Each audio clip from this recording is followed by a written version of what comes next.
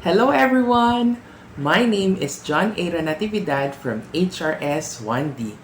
Today, I will show you how to make these two food garnish. The apple swan and the tomato rose. Let's start!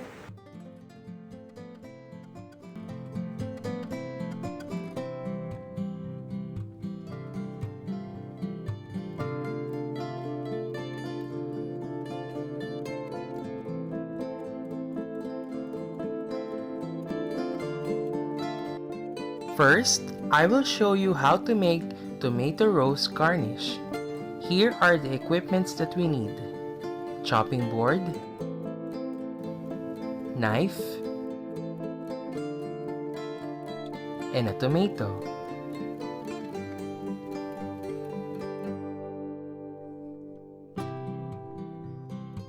Beginning at the top of a tomato, peel the tomato skin with a sharp utility knife.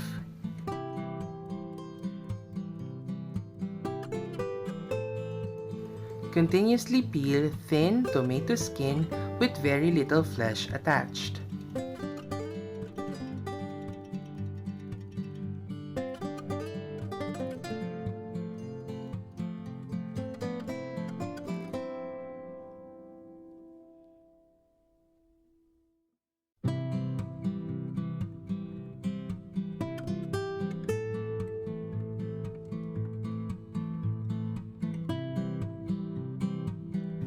Roll the tomato peel to form a rosebud.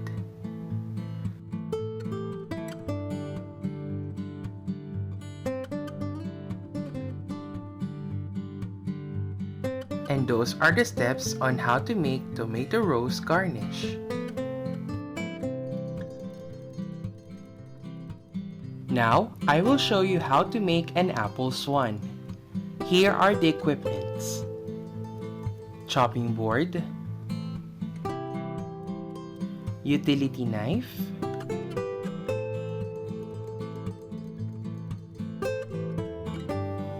two butter knives,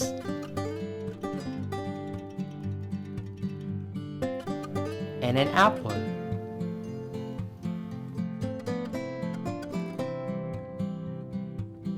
Cut off 1/3 from the side of an apple to provide a flat base. This section will be used later to make the head and neck. Place the apple before you cut side down with the stem facing you.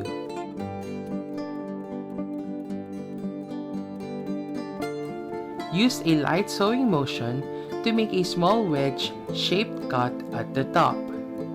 Continue making wedge-shaped cuts, each a bit larger than the previous one.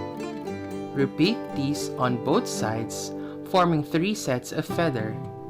The natural juices of the apple hold the feather together.